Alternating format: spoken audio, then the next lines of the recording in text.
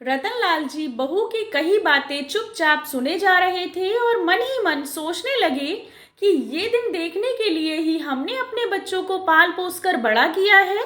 रतनलाल जी के दो बेटे और एक बेटी थी। वे अपनी पत्नी रमा के साथ बहुत सुकून भरी जिंदगी जी रहे थे। उन्होंने एक बड़ा सा बंगले जैसा घर बना रखा था क्योंकि दोनों पति पत्नी अच्छे पदों पर कार्यरत थे। रतनलाल जी ने बच्चों पर जबरन अपने सपने नहीं थोपे। एक बेटा पायलट बन गया, दूसरे ने इंजीनियरिंग कर अपनी राह पकड़ ली। रमा ने बेटी को बहुत समझाया, बेटा नेहा इस चकाचौंध की जिंदगी में सुकून नहीं है, कोई और राह चुन लो, मॉडलिंग की जिद छोड़ दो। नहीं माँ, मैं खाना छोड़ सकती हूँ पर मॉडल बनने का शौक नहीं, बस अब मेरे पीछे मत पड़े रहो। नेहा तो फैशन की दीवानी थी और वह माता पिता की मर्जी के खिलाफ जाकर मॉडल बन गई और फिर एक दिन अपनी मर्जी से शादी कर विदेश में जाकर रहने लगी। रतनलाल और रमा ने भी हालात से समझौता कर लिया। 70 साल के होने पर रतनलाल और रमा पर उम्र हावी होने लगी और काम करने की क्षमता भी कम होने लगी थी। सुनो जी, पूरी जिंदगी काम करने में गुजर गई, क्यों ना अब बच्चों के साथ समय बिताया जाए। सही कहा रमा, मुझे तुम्हारा निर्णय पसंद आया।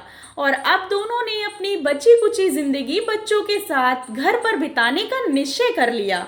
रतनलाल की बहुएं रईस घरों की बेटियां थीं और दोनों ही अच्छे पदों पर कार्यरत थीं। घर के काम के लिए नौकर चाकर लगे थे। अब दोनों पति पत्नी अपना ज्यादा समय पोते पोतियों के साथ बिताने लगे। जब तक दोनों अपने कामों में व्यस्त थे, सब कुछ अच्छा चल रहा था। अब माता पिता का पूरे पूरे दिन घर पर रहना बहुओं को खटकने लगा था। बस यहीं से परिवार में खटपट की आवाजें उठने लगी। दीदी, आपको नहीं लगता मॉम डैड बच्चों को हमसे दूर कर रहे हैं? हम ऑफिस से आते हैं फिर भी बच्चों को कोई फर्क नहीं पड़ता। पहले कैसे दौड़कर आते थे।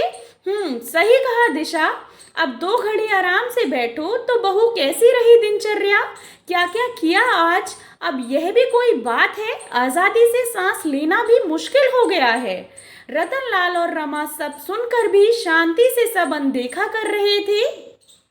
उन्होंने धीरे धीरे बच्चों और बहुओं से दूरी बना ली और अपने कमरे में सिमट गए। रमा मन ही मन दुखी होती पर खुश रहने का दिखावा करती रहती।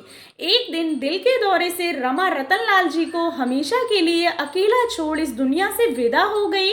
रमा के जाने के बाद अपना अकेलापन दूर करने के लिए रतनलाल रोज सुबह शाम बगीचे में पहुंचकर अपनी उम्र के बुजुर्गों के साथ वक्त बिताने लगे। और घर पर पिता की देखभाल कौन करेगा, इस बात को लेकर दोनों भाइयों में अक्सर झगड़े होने लगे। भैया, यह ठीक नहीं है। आपको पहले पता था कि दिशा के मायके में शादी है और हमारा वहां जाना जरूरी है, फिर भी आपने विदेश घूमने का प्रोग्राम बना लिया। दोनों चले जाएंगे तो पापा के साथ कौन रहेगा? अंकित बोला। अरे तो हम अपनी छुट्टी खराब कर दें? पिताजी, मेरे अकेले की जिम्मेदारी है क्या? पिछली बार भी तुम लोग बिना बताए घूमने चले गए, हमें मजबूरी में टिकट कैंसिल कराने पड़े। अमन गुस्से में बोला।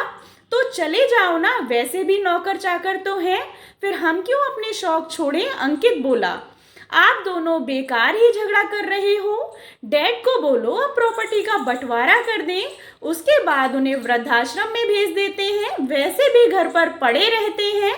वहाँ हम उम्र लोगों के साथ रहेंगे तो बेहतर रहेगा।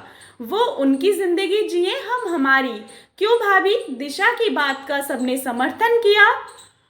रात को खाना खाने के बाद रतनलाल से अमन ने जो कहा वो सुनकर रतनलाल की आंखें भर आईं।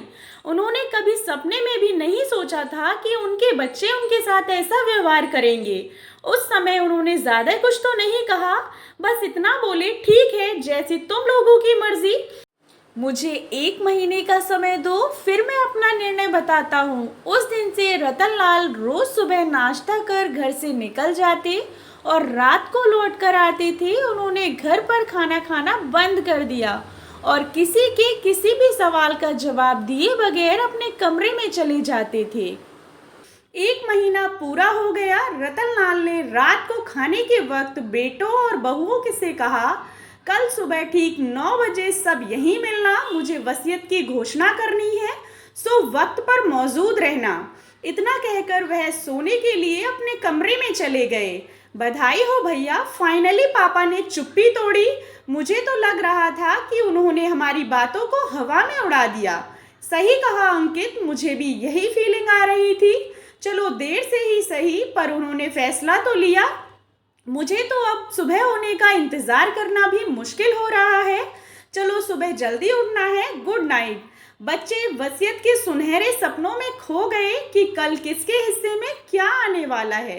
सुबह का वक्त सब वक्त से पहले हाजिर थे। सबकी निगाहें रतनलाल के कमरे की ओर थी। सबके चेहरों पर खुशी की झलक दिखाई दे रही थी। वकील साहब के आने के बाद इंतजार की घड़ियां खत्म हो गई। 9 बजने में 5 मिनट बाकी थे।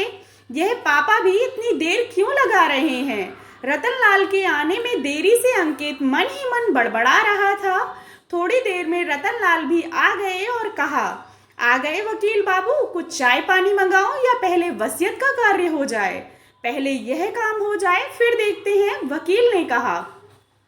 वसीयत में क्या लिखा गया उसकी घोषणा होने लगी। फिर वकील साहब के एक एक शब्द के साथ बेटे और बहुओं के पैरों के नीचे से जमीन सरकने लगी।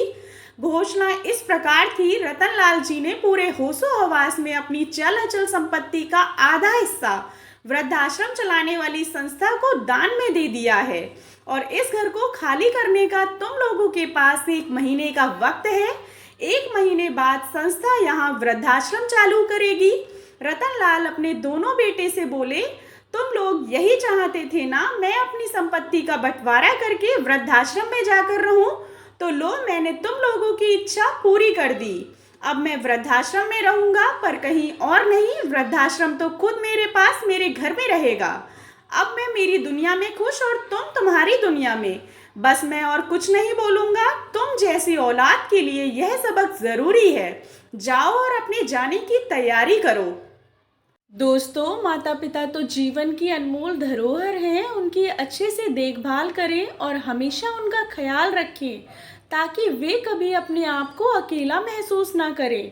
आशा करती हूँ आपको कहानी पसंद आई होगी। कहानी पसंद आई हो तो चैनल को सब्सक्राइब करें और कहानी को लाइक एंड शेयर करें।